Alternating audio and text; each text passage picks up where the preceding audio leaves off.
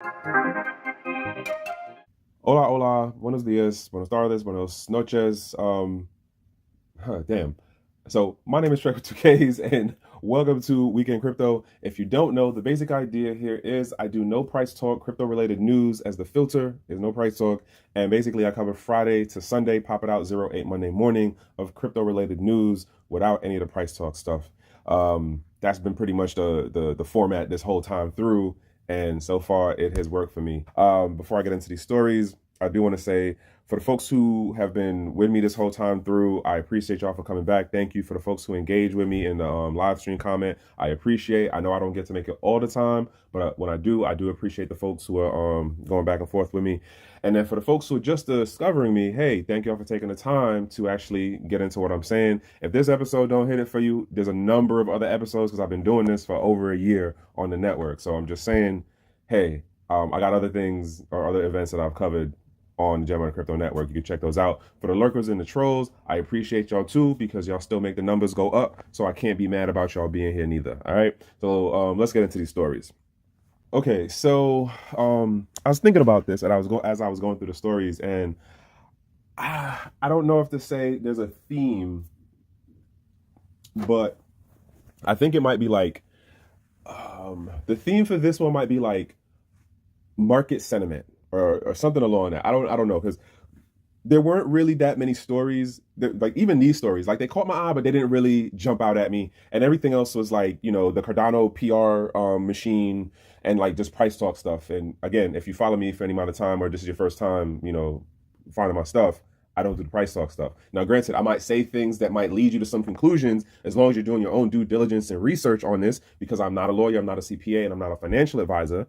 And this isn't me endorsing anything in particular. It's just I'm giving some context for how things make sense to me. Some of it might make sense to you, and I appreciate if it does, right?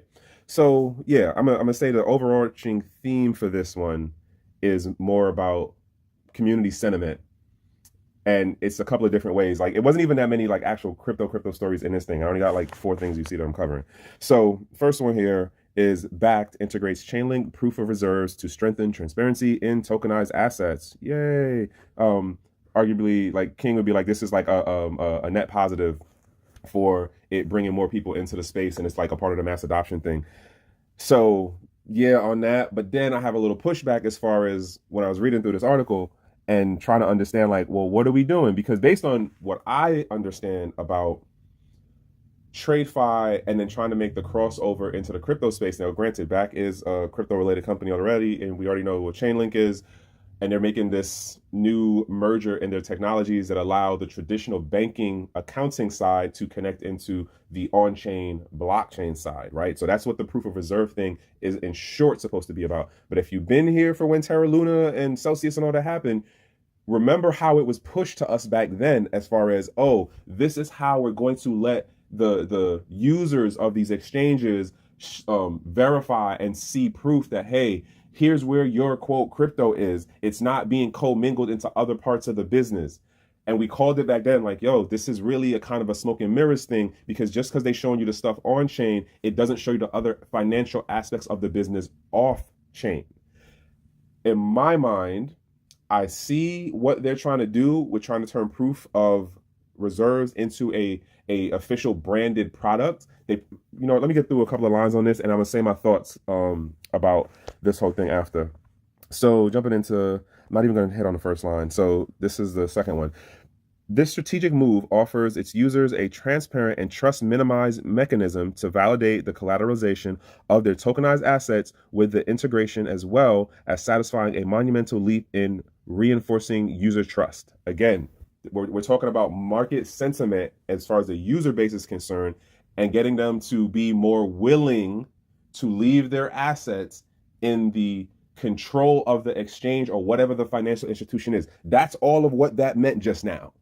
It didn't mean they was going to do the right stuff. It didn't mean they was going to make money exactly for the user. It meant, hey, we need to do stuff. We need to do something or provide this thing that allows them to feel like they can trust us. They're selling the game right here. And so with PRO, Bakkt users now have the capacity to independently and on-chain confirm the sufficiency of collateralized reserves at any given time, the necessity in ensuring the integrity of tokenized assets as per the latest information shared with Finvold. I feel like somebody messed up when they was typing this out. But anywho, they'll make the adjustment on that when somebody else calls it out. It wasn't the post that I wanted. It was this next line down here. So reading through, this line caught my attention. So it's like subcaption or subtitle of Behind the Curtains of Backed Proof of Reserve Solution. Whenever users purchase B token from Backed, the company swiftly engages in acquiring the corresponding underlying asset as collateral. So the thing that gets me with that is like, it sounds like they're jumping into that mixed bag of like, what could be the collateral? Are we saying it's the exact thing? Or are we saying it's an equivalent of? That's one of the other things. Now, mind you, I'm not using Backed. I don't mess with Chainlink. So I'm not in it like that. I'm just going off of how this stuff is being put in the articles. I would wonder about that. And I would also tell folks, Control F, when you're looking at terms of service, and what's the other one?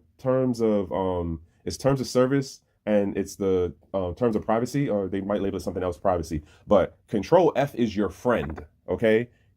Type in them words, whatever you think, ownership, control, deposit, security, liability, like whatever word you want to throw in there, Control F and search through that document and this is for if it's like one of those 300-page things, or even like those 10-pagers and the font is really small.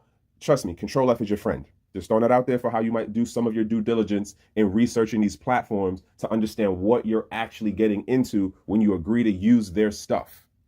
Just throwing that out there. Where's the other one?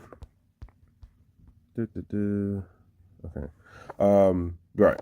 So the auditing prowess is driven by the network firm, which manages the auditing API. So this is more about the technicals of how it works behind the scenes. And there's a reason why I'm reading this particular line. This entity has been granted read-only rights to the custody bank account of Backed, which allows them to perpetually monitor account balances and update API data at an impressive 10-minute interval. Furthermore, in-transit securities are meticulously recorded as distinct data, considering the natural time lapse required for securities to find their way to the bank account. This holistic internal data vouching for the incoming assets is transparently conveyed to Backed Swiss custodian. Okay, so here's the short gobbledygook, like get through the bullshit of what's going on here. One, there's the front end of what the user will see, and then there's the back end of how the system is working technically, right? And there's what works on the crypto side of it, and then there's what works in the TradeFi side of it as far as the tech stack on the back end. And then how there is the quote near real time, and then there's like the IOU timeline. What to me this is interpreted as is on the back end, there's an IOU system. When you say this holistic internal data vouching for the incoming assets, that's literally how your shit works. Sorry. Yo, I'm trying to be a lot better at not setting off the algos because there's something going on in the algos right now that, anywho. So the point being is that this is on the back end as far as the off-chain side is concerned. They're still following the traditional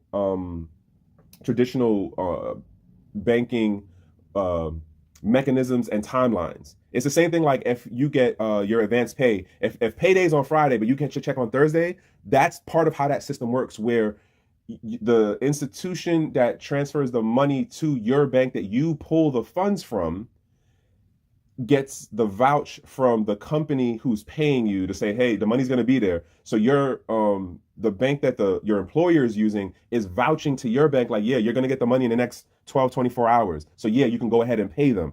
That's part of what's going on here. The bottom line of this, y'all, is it sounds dope. It sounds cool. It sounds innovative. But in my mind, for how I believe I understand this, what Chainlink is doing will probably only get to be novel for maybe the next 3, maybe 5 years before everyone starts doing the same thing of like, oh, we're going to do this version of proof of reserves. And and then the other interesting part to note is that there's a whole API key thing going on the back end for how it's looking at what's going on in the bank accounts, which also, in my mind, again, this is my interpretation, means that there can also be a delay in how what's being translated on the off-chain side as oh, what is that, the 10-minute interval thing, versus how we look at things within the on-chain side and what is near real time of stuff. So there's some technical nuances on the back end that I'm not 100% sure about, but this sounds like, yes, it's innovative for what Chainlink and Bakkt are trying to do right now, but within the next 2, if not 3 years max, this is going to be a standard. This could turn into a standard. This could turn into a standard practice. I'm not 100% certain that it will work, only because of remembering what generated the proof of reserve movement with the exchanges and with the crypto related companies, right? Was that it was the whole Terra Luna, oh God, I can't even remember the name of the dude's company right now, but like Terra Luna, the FTX and all that stuff, where they were co-mingling the users' funds with the investment side of everything. And then on top of it, they was leveraging stuff out. And you had no level of like knowing where stuff was. And here's what I'm gonna leave it out and move on to this next story with this. Based on what I understand,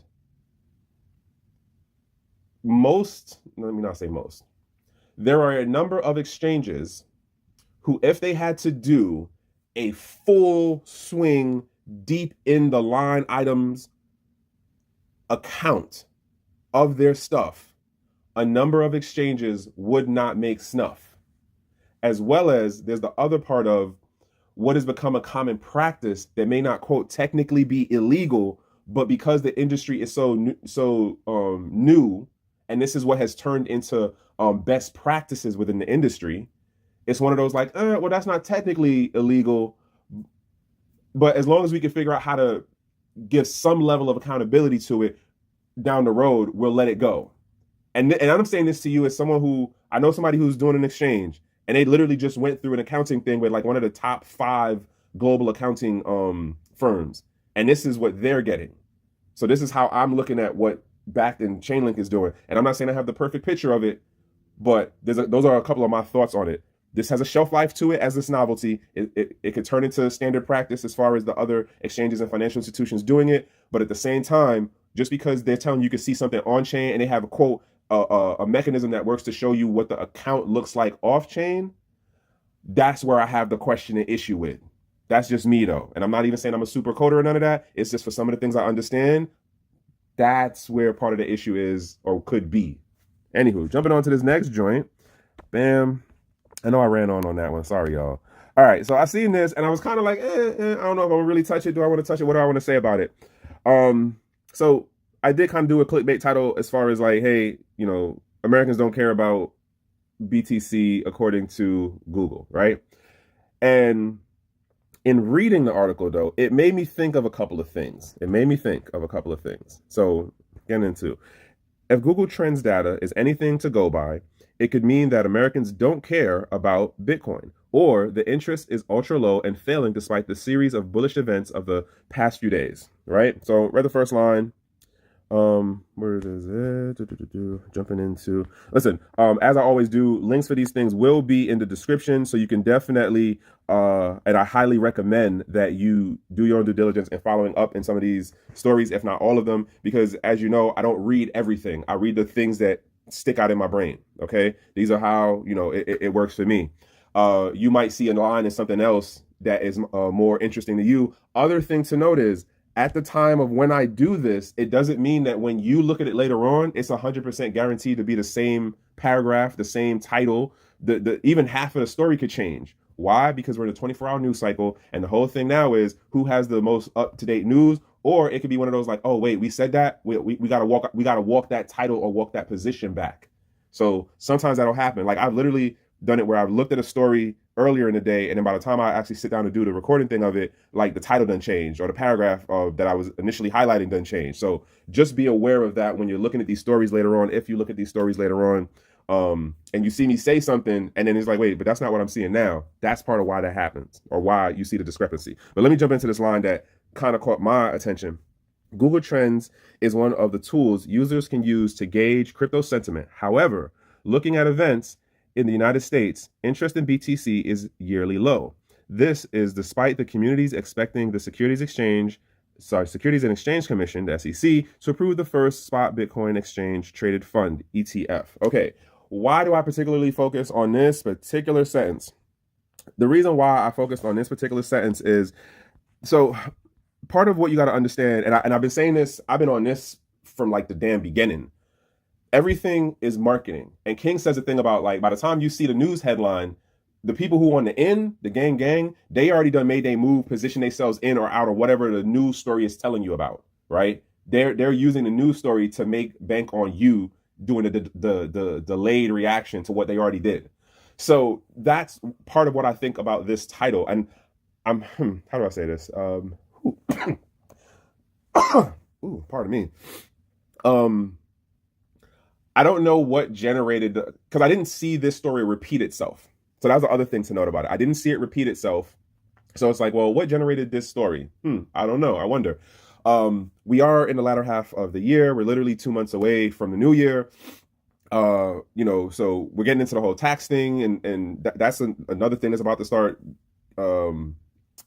getting more active as we close the year, as well as looking at it going, how does Google Trends actually work? Or better yet, how does Google search work? I'll put it out that way. And if you understand how the search engine works for Google, what happens is you start typing in something, and then you'll see X amount of the possible suggestions or possible outcomes of what you're typing.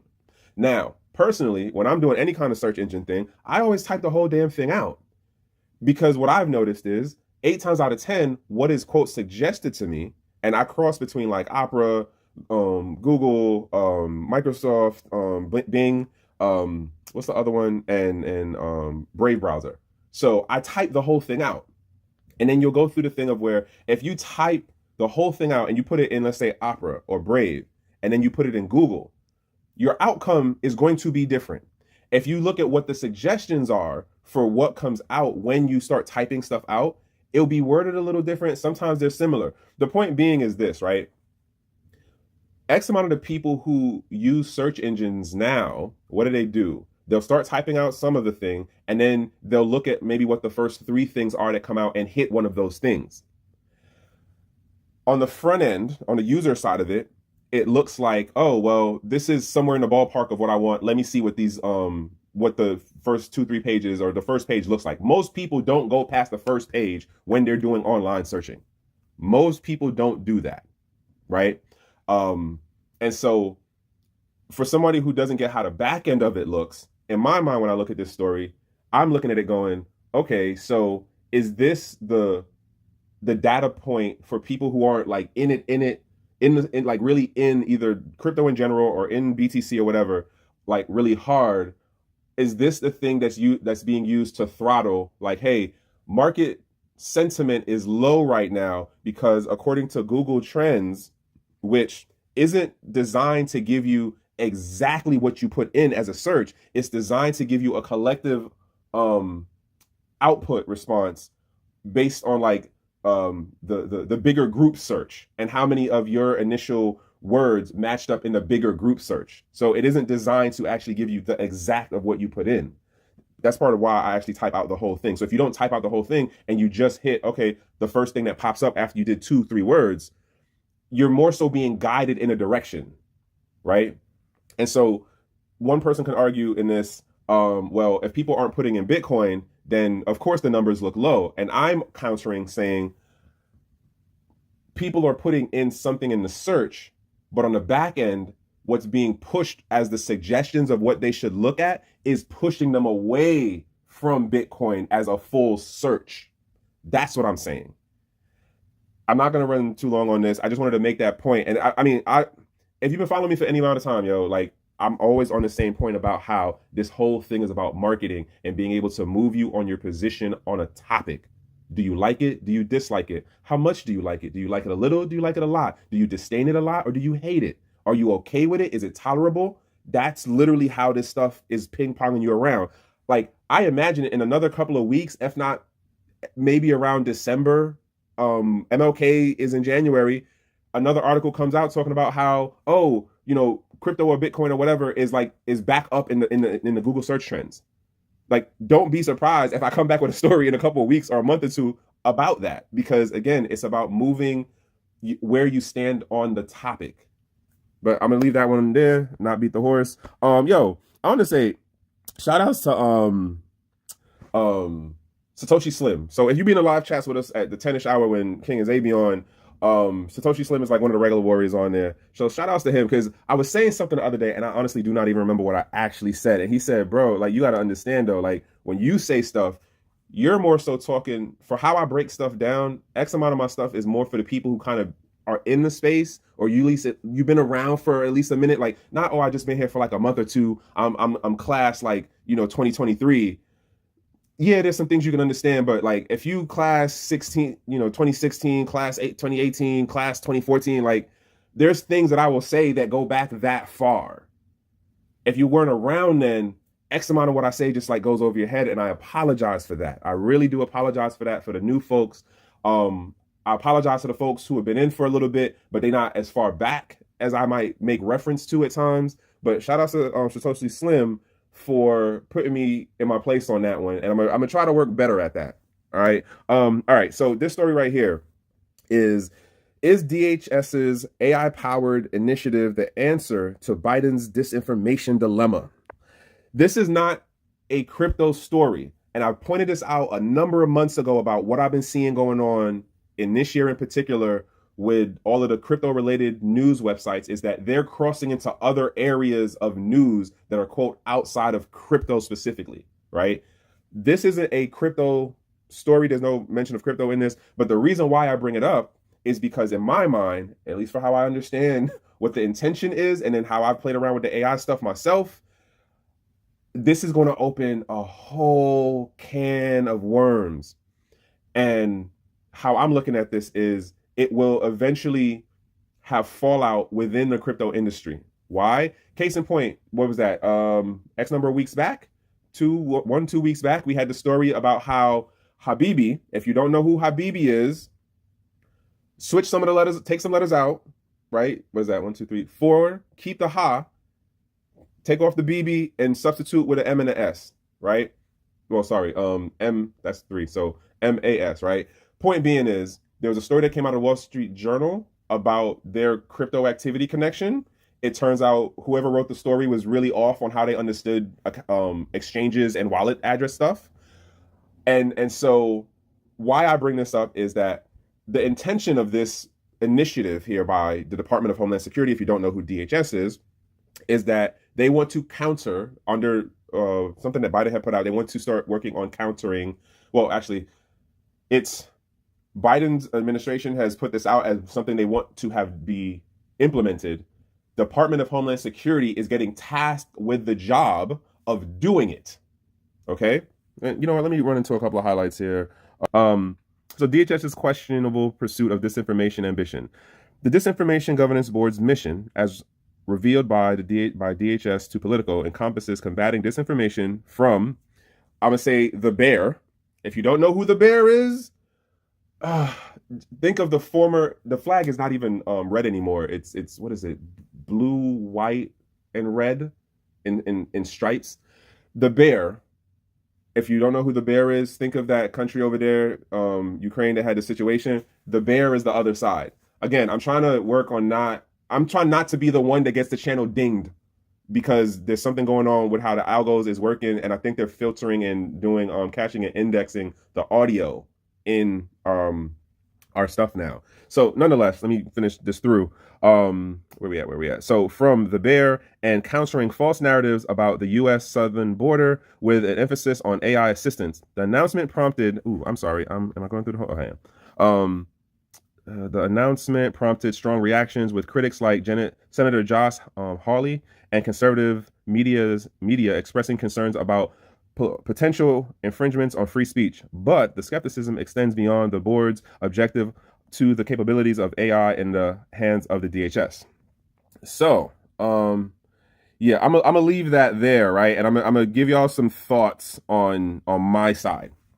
So, one, arguably the track record of those in the position of authority here in the States has not been good. And I'm not just talking like, oh, over the last 3 years.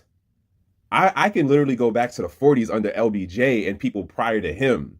Case in point, we got a whole situation now with, the Jabberwocky that went in a certain part of your body. And we're number of years, well, not number of years, but we're post the whole C19 thing, as some people call it. And now we hear a whole bunch of stories on how the negative things are going on with that. And governing officials are now like, well, no, we never mandated that. We didn't tell you had to do it. We didn't force it on you. There's literally governors, mayors, government official people on record saying that to the public now, right? Let's talk about WMDs. You remember how they had Colin Powell out there in the congressional hearing?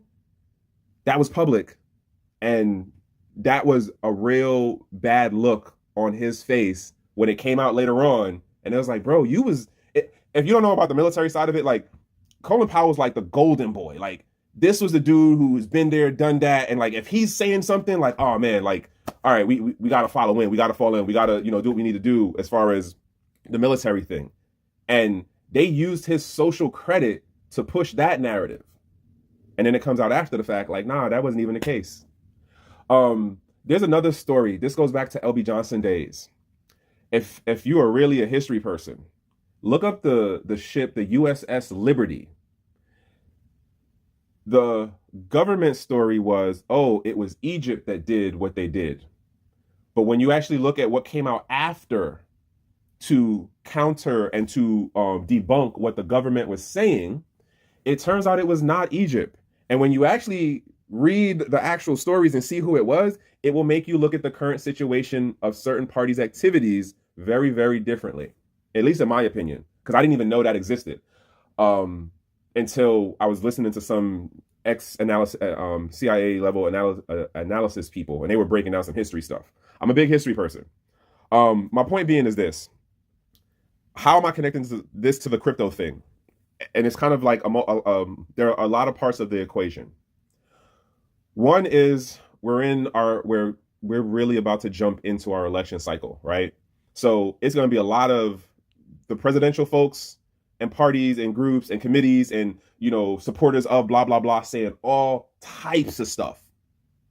And then you're going to have the whole thing of like, oh, it's the bear. It's the bear. Yo, I'm gonna throw another one out there for y'all. Y'all remember when the Democratic Party was like, oh, well, Hillary didn't get it because the bear did blah, blah, blah, blah, blah. It is public record for the congressional hearing that they had for that whole investigation of the Democratic Party. They hired a company. This company's like, I think one of the top 10 companies in the US, if they're not like top 5 cyber companies in the US. And they were like, hey, what did you find? They bring the CEO in under oath to be like, hey, we have no technical evidence that who you're saying was the foul party in this situation, the bear. We have no evidence of any of that. We have no technical evidence that supports what y'all are saying happened to the Democratic Party and the whole Hillary situation. That's on record. And what did they do? They they uploaded it to the congressional site thing, and then they took it down for like a week or something like that, but then they had to put it back. But you really have to search through the congressional hearing listings in order to find the transcript.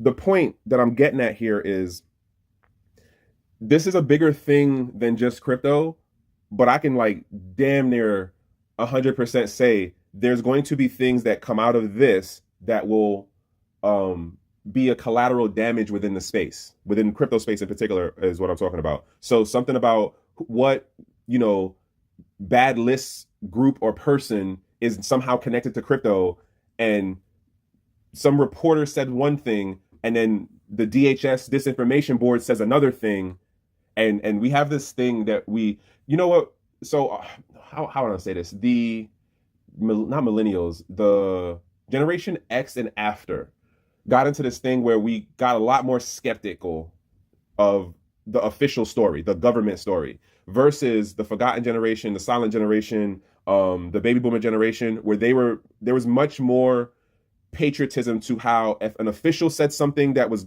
from the government or from some department thing, or they had a title, it was like, yeah, of course, that's it. Like, no doubt. Versus how our later generations look at things because we have more, quote, access to information to be able to countercheck. I'm gonna make a last point and I'm gonna move on to this next thing. A couple of weeks ago, I was doing an interview for a public relations position, right? And one of the questions they had asked me was, what do you think is one of the challenges of today? And, it wasn't at a federal position, but it wasn't private company. I'm gonna say it that way. And I said to the people that were in the panel for the interview, I said, here's the thing that gets it, right? You guys, I don't think you're taking into account, and I was making reference to a government official or a state level government person's Twitter account.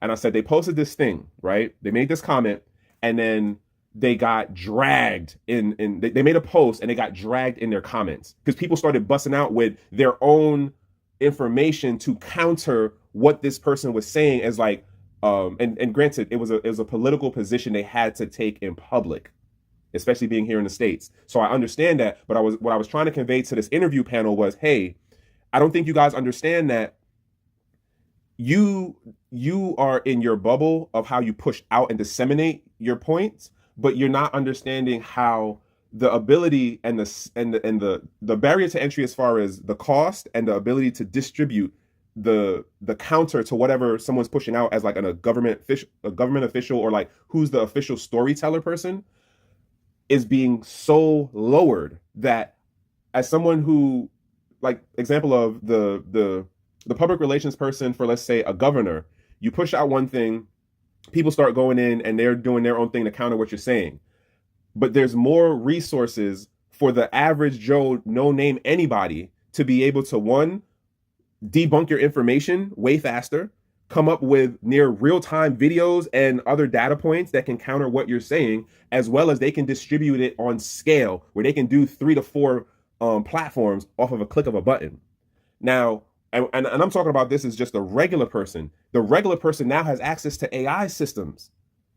And granted, there's going to be probably a difference between like off-the-shelf stuff versus open source stuff versus the government sanctioned stuff, because I think there's going to be gradient levels. The point being is you're going to see a difference over the coming months and years in how the AI is going to be used in information dissemination. And we thought we saw it before. In my mind, it's going to like 10x plus. And especially because we're going into a political cycle. We're going into an election cycle. So everyone's going to start doing talking points for domestic consumption. And we're still going to have a number of internal and external situations playing out in the geopolitical landscape, as well as we're going to have financial things playing out internally and externally. And so you're going to have the people who are going to look to, quote, speak truth to power and see crypto as the way to do that, to disintegrate from the traditional finance system here in the States or whatever other, area they live in. And so I can't even begin to imagine how some of the stuff is going to just visually look, but I can definitely see this is going to open a can of worms. Bottom line. All right, I'm going to jump off to this next story and the last story, and it's a Bitcoin story. This isn't me telling you got to go get Bitcoin. I'm not your financial advisor. I'm not a lawyer. I'm not a CPA. So here's what I'm saying, man. Like, this isn't me telling y'all what to do. I'm just bringing this story up because it was a Bitcoin thing. And, most of the folks on the platform on the German crypto side, the worries and stuff, is in favor of the BTC, right? I'm not going to go through this whole thing, in part because the article is long, and the other part of it is that it's a little bit more technical. And I know I can definitely get lost in the technicalities of stuff, and I don't want to totally just, bore y'all out. Point being is, title of latest Bitcoin use cases enabled by Taproot. They really actually are focusing on ordinals, and they talk about stablecoins a little bit in this article. If you are interested in understanding what Taproot is, which was basically supposed to be a way to enhance privacy. If you are interested in understanding ordinals, and then like there's another thing that they talk about in here with getting into being able to do stablecoins on the Bitcoin protocol. I think this would be worth your read. I think it would be worth your read, or at least it would be worth cross-referencing the information that Crypto Potato is providing, with other things that you are doing your research in. My takeaway on this is either I'm misunderstanding something about how Taproot works and how ordinals work, or it's almost like we're kind of sideways working ourselves into where crypto, like Bitcoin may not be, how do I say this? Bitcoin will not always be, what's the word I'm looking for? Not immutable, censorship resistant. There we go. And part of that is because if I understand how ordinals work, which is where ordinals basically do an inscription at the Satoshi level of Bitcoin, which a Satoshi is the smallest unit of a Bitcoin, right? So it's like you got 100 pennies in a dollar, that same kind of concept for those who aren't aware. But if you're giving it a unique identifier, which makes the Satoshi then immutable because it has this ordinal subscription on it, a unique identifier, like it feels it in my brain, this is like, wait a minute, but if Taproot is meant to work where you are mixing signatures together in order to enhance the privacy of not being able to know where the sources of input. So, all right. And this is why I didn't want to get too deep into this, because if you don't know how the accounting part of Bitcoin works, then that's why I'm saying you should definitely do your due diligence. Again, if you're a Bitcoin person, if you're kind of wondering what's going on with the ordinal stuff, if you're curious about Taproot, I do recommend reading this article. And if you come up with some questions on this, I'm gonna be in the live so we could go back and forth on this. But with the inscription, I'm kind of wondering if this kind of is not the best long run game for Bitcoin. If I'm understanding ordinals, and if I'm understanding Taproot, and if I'm understanding the basic Bitcoin protocol, I don't know if this is the long run move. But that's just my thought process. Hey, if y'all disagree with me, y'all know the comments is always open. As I say, we do not delete comments, but we do keep receipts. I appreciate the pushback. Yo, I might actually call in on Friday to tell King, like, I think we got to say fuck the ordinals thing. I might have to do a little bit more digging in on this, but based on what I went through in reading this earlier, I don't think ordinals is a good look long run wise. But that's just my take on it. Anywho, as I say, like me and 3D do this thing on Thursdays. It's called Metaverse is the Other Side. We do that on the Builder DAO X account, or X Spaces. It sounds so weird now to say it that way. It really does. We do that at 8 p.m. We get into like the more geeky, no price talk side of metaverses and like TV shows and cartoons and anime and like just the techie stuff and like kind of business idea things. And then we do the replay out on Saturday stuff, which I got to get back on my grind with that. Sorry for the folks who was like kind of getting into the swing of it. That's on me for that part of it. But that's Saturdays at 12-ish. Other thing to say, hopefully everybody was safe for their Halloween. You had a good time. If you do that, if you don't, it's another day. Hopefully you relaxed out for this weekend and you was at least in good company, right? Other than that, as I say, have a P over B day, which is basically a productive over busy day. If it can't be productive, at least be in a safe place, in a safe space. And from one human to the next, that is the best that I can wish for you. Other than that, y'all, all right, 1.